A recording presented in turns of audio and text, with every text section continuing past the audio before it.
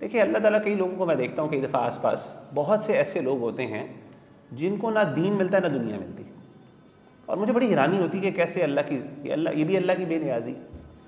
یعنی چلے کچھ لوگوں کو تو اللہ نے دنیا دے دی نا، وہ دنیا کے اندر اپنی من پسندی کے مطابق زندگی گزار رہے ہیں. جس طریقے سے ہم آج کل وہ فیس بک پہ بھی چل رہی ہے، وہ شادی چل رہی ہے ایک امبانی فیملی کی. بندہ سوچتا ہے کہ کتنی یار، یعنی کتنی اس کے، یعنی اتنی دولت اور یعنی انسان، یعنی ایک لیول آتا ہے پلیجر کا جہاں پہ پلیجر ملنا بند ہو جائے. میں تو سمجھتا ہوں کہ کوئی اتنا اسپینڈنگ کرے گا اور اپنی ہر مرضی اور اپنی خوشی کو پورا کرے تو ایک وقت آتا ہے انسان کو خوشی کے اندر لذت ہی، یعنی ڈیزائر کی بھی پلیجر، ڈیزائر کے اندر پلیجر بھی ختم ہو جاتا ہے قسم کا سی بات. لیکن اتنا مال ہے کہ تنگ آ گئے، میں تو دیکھ کے تنگ آ گیا ہوں یار. اب وہ مجبوری یہ ہے کہ کس طریقے سے سوشل میڈیا کے ساتھ انہوں نے اپنی اس شادی کے معاملات کو فلڈ کیا ہوا ہے نہ چاہتے ہوئے. حالانکہ میں فیس بک پہ اور سوشل میڈیا کے اوپر میں نے کسی کو فالو نہیں کیا ہوا، لیکن وہ اتنی زیادہ ریکمنڈیشنز ہیں اس کی ویڈیوز کی. یوٹیوب کھولو تو سب سے پہلے، کوئی بھی چیز کھولو تو سب سے پہلے وہ آ جاتی ہیں وہ چیزیں. اب کچھ ایک یہ زندگی ہے، اب وہ بھی دیندار تو نہیں ہے وہ لوگ، یعنی دیندار ان سینس کے اللہ تعالیٰ کو ماننے والے تو نہیں ہیں، مسلمان تو نہیں ہیں. اور آن دا کانٹری کچھ ایسے لوگ بھی ہیں، اللہ معاف کرے، جن کو اللہ، جیسے سلمز میں رہتے ہیں کچھ لوگ، آپ نے دیکھا ہے ان کے بھی حالات تقریباً ویسے ہی ہیں. یعنی جتنی خرافات اور گندگی وہاں پہ ہوتی ہے، یعنی یہ دو ایکسٹریمز ہیں نا. چاہے بہت زیادہ انسان امیر ہو جائے یا بہت غریب ہو جائے، یہ دونوں ایکسٹریمز انسان کے لیے نقصان دہ، اور یہ دونوں چیزیں انسان کے لیے فتنے کا شکار ہوتے ہیں. اور ہمیشہ جو مڈل میں ہوتے ہیں، درمیان میں ہوتے ہیں، ہمیشہ وہ خیر اور ان کے اندر ہمیشہ بھلائی زیادہ دیکھنے کو ملتی ہے.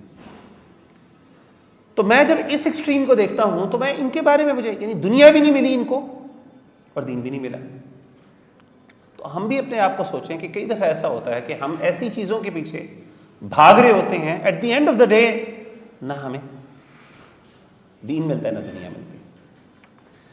تو یہ جو آیت تھی جو میں نے آپ کے سامنے اپنی پہلی شیئر کی، وہ کیا تھی؟ وَوَصَّىٰ بِهَا إِبْرَاهِيمُ بَنِيهِ وَيَعْقُوبُ. اب اس آیت کو ذرا سنیے اور اس کو اپریشیٹ کریں کہ ابراہیم علیہ السلام نے اپنے بیٹے کو وصیت کی، اور یعقوب نے بھی، یا بنی ان اللہ اصطفیٰ لکم الدین، کیا میرے بچوں اللہ نے تمہارے لیے دین کو منتخب کیا. تو اب اس کا شکریہ یہ ہے، فلا تموتن الا وانتم مسلمون، تو تم جب دنیا سے رخصت ہو تو تم اسلام کی حالت میں رخصت ہو. دو چیزیں جو ہیں جو ہمیں اختیار کرنے کی ضرورت ہے ایز رسپانس. پہلی چیز یہ ہے اخلاص، کہ جب بھی ہم دین کے لیے کوئی بھی کام کریں نا میرے بھائیوں اور میری بہن، تو سب سے پہلے جو سب سے امپورٹنٹ کوالٹی ہے یا سب سے امپورٹنٹ آپ سمجھ لیں کیریکٹرسٹک ہے جس کے ساتھ ہم نے اپنے آپ کو، یعنی جس کو ہم نے ایکوائر کرنا ہے، وہ دین میں اخلاص. اور یاد رکھیے گا ہم دیندار لوگ جو ہیں نا، کئی وجہ سے، چونکہ الحمدللہ اللہ ہمیں توفیق دیتا ہے بہت سے دین کے کام کرنے میں، تو کئی دفعہ ایسا ہوتا ہے کہ ہم دینی کاموں کو میکینیکلی کر رہے ہوتے ہیں. آپ نے کبھی غور کیا ہے کہ یہ جو ہمارے ہاں بعض سکولز آف تھاٹ میں بعض فقہا نے اس بات کو رائج کیا کہ جی نیت جو ہے وہ وربلی کیا کیا جائے، اس کو سٹیٹ کیا جائے، کہا جائے. جیسے ہمارے ہاں کچھ لوگ کرتے ہیں کہ جی میں نماز کھڑا ہوں، نماز پڑھنے لگا ہوں تو میرا منہ قبلے کی طرف ہے، 2 رکعتوں کی میں نیت کرتا ہوں. پوری ہے نا نیت، سنیں گے آپ نے، یعنی نیت تو دل کا نام ہے نا، حقیقت میں نیت کہتے ہیں دل کے عمل کو. تو اس کو اسٹیٹ کرنے کی کیا ضرورت ہے، کہنے کی کیا ضرورت ہے؟ تو اس کی بنیاد کیا، یعنی اس کے پیچھے فلسفہ اگر آپ غور کریں نا، جو حکمت سمجھ آتی ہے وہی، اگرچہ میں اس چیز کو میں اس سے اختلاف کرتا ہوں ٹو سرٹن ایکسٹینٹ، لیکن اس کا ایک فائدہ بھی ہے. وہ فائدہ یہ ہے کہ کئی دفعہ جب ہم اس چیز کو وربلائز کرتے ہیں تو ایک دم ہماری جو سوچ نا اس کے اوپر مرکوز ہوتا ہے، ہم وہ عمل کانشیسلی کرنا شروع کر دیتے ہیں. ورنہ نیچرلی ہم کیا کرتے ہیں، بہت سی چیزوں کو ہم اپنی زندگی میں میکینیکلی پرفارم، یعنی مثال کے طور پہ ایک بندہ جس نے 6 سال بعد جا کے نماز پڑھنی ہے، جب وہ وضو کرے گا نا تو اس کی وضو کے اندر کیفیت بڑی فرق ہوگی ایز کمپیئر ٹو جو 5 وقت کی نماز پڑھتا ہے. وہ بس کیا کر رہا ہے، اس کا دماغ کہیں اور ہے، بے شک ہو سکتا ہے فون پہ بات کر رہا ہو اور وضو کر رہا ہو. اسی طریقے سے نماز ادا کرنی ہے، نماز بھی ہم کئی دفعہ ایسا ہوتا ہے کہ بغیر ہمارا دماغ کہیں اور ہوتا ہے، کیونکہ we are consistently performing that action.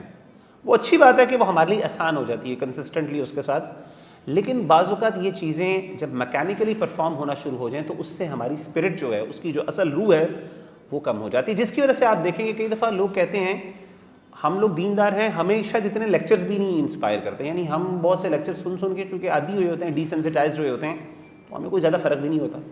لیکن ایک وہ بندہ جس نے کوئی پہلی دفعہ سنا ہو یا زندگی میں کم مواقع ہوں جب وہ دینی مجلس میں بیٹھا ہو، اس پر بہت زیادہ اثر ہوتا ہے. تو اس کے لیے کیا کرنا چاہیے؟ اس کے لیے دو کام کرنے چاہیے کہ کنسسٹنٹلی، ایک تو یہ کہ اپنی نیتوں کو کانسٹنٹلی ریوزٹ کرے. انسان شعوری طور پہ بار بار اپنے آپ کو فورس کر کے لائے، اچھا میں یہ کام کیوں کرنے لگا، اپنے آپ سے سوال پوچھے. یہی کانسیپٹ ہے تقوی کا، جو ہمارے پچھلے سیشن ہو رہے تھے عید سے پہلے، اس میں نے تقوی کا مفہوم آپ کو بیان کیا تھا. تقوی کا مطلب ہی یہ ہے کہ انسان ہر وقت کانشیسلی جو بھی عمل کر رہا ہے کانشیسلی پرفارم کرے. کانشیسلی کا مطلب ہے شعوری زندگی گزارے. اچھا یار میں یہ کام کیوں کرنے لگا، کس کے لیے کر رہا ہوں، اللہ کے لیے کر رہا ہوں، ہاں اللہ کے لیے کر رہا ہوں.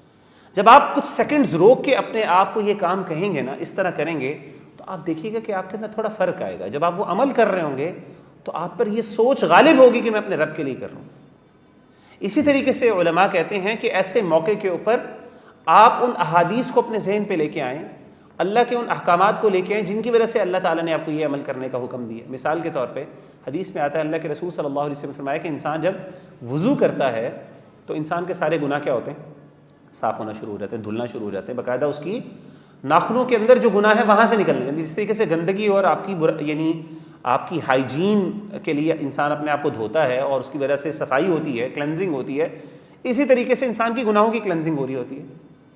اب ذرا انسان اس کو غور کرے، وضو کرتے وقت انسان فوراً اس چیز کو اپنے ذہن میں لے کے کہ اچھا میں یہ وضو کس لیے کر رہا ہوں، میں اس لیے کر رہا ہوں کیونکہ اللہ تعالیٰ کی میں نے ایک عبادت کرنی ہے. اس کے لیے مجھے اپنے آپ کو صاف کرنا ہے، گناہوں سے بھی صاف کرنا ہے، اسی طریقے سے جسمانی طور پہ بھی اس کو صاف کرنا ہے، فزیکلی بھی اسپرچولی. آپ دیکھیے گا کہ آپ کے عمل کے اندر ایک کوالٹی آنا شروع ہو جائے گی. شعوری طور پہ عمل کرنا شروع کریں سب سے پہلے. اسی کا مطلب ہے کہ اپنی انٹینشنز کو کانسٹنٹلی ریوزٹ کیا جائے ہر دفعہ، ہر لیکچر. میں لیکچر اپنے آپ کو دیکھتا ہوں، میں نے اپنے آپ کو کوشش بنائی ہے کہ میں ہمیشہ جب بھی لیکچر تیار کروں تو سب سے پہلے میں اپنے آپ سے پوچھوں، اچھا یار اس لیکچر کے اندر میں نے راضی کس کو کرنا ہے، اپنے رب کو راضی کرنا ہے یا عوام الناس کو راضی کرنا ہے. میں آپ سے سوال. اب یہ میں نے ایک قسم کی اپنے آپ کو عادت میں ڈالا، مجبوراً ڈالا. کیوں؟ میرے ساتھ بھی ایسا ہوتا ہے بھائی میں لیکچرز دیتا ہوں. اب جس بندے نے یعنی ہم ایک ہفتے میں کئی دفعہ اتنے زیادہ لیکچرز ہوتے ہیں پتہ ہی نہیں چلتا. کلاسز بھی پڑھا رہے ہیں، یونیورسٹی میں بھی پڑھا رہے ہیں، وہ سارا دین ہے الحمدللہ، اللہ نے توفیق دی ہے. لیکن کئی دفعہ ہم بھی اس سے اس میکینیکل پروسیس کا پارٹ بنتے ہوئے ہم بہت سی چیزیں بتا رہے ہوتے ہیں. ہونا یہ چاہیے کہ جب وہ ہم آپ کو بتا رہے ہیں تو ہمیں بھی اثر ہونا چاہیے نا. سب سے پہلے تو ہم پر وہ اثر ہو. آپ بھی سوچتے ہوں گے، آپ کی بھی ایکسپیکٹیشن ہوگی کہ مغیرہ بھائی یہ کنسسٹنٹلی بتا رہے ہیں، پتہ نہیں مغیرہ بھائی کی زندگی کیسے نبیوں والی زندگی ہوگی. ٹھیک ہے، میں سوچتا ہوں اپنے آپ سے کہ میری زندگی تو بڑی یار، ہو سکتا ہے آپ سے بھی یعنی گئی گزری ہو. تو یہ جو اپنے آپ کو کانسٹنٹلی اس میکینیکل لائف سے نکالنے کے لیے شعوری زندگی کی طرف لے کے آئیے ہر عمل کو، اور کنسسٹنٹلی دیکھیے بار بار اپنے اعمال کے بارے میں اس کو اہمیت دیں، اس کے بارے میں سوچیں اچھا یہ میں کیوں عمل کر رہا ہوں. آسک یور سیلف کوسچنس، اپنی انٹینشن کو بار بار ریوزٹ کریں، اور اسی سے ہی آپ کچھ نہ کچھ اس کے اندر ویلیو لے کے آ سکتے ہیں. ورنہ کیا ہوگا کہ اس چیز کو آپ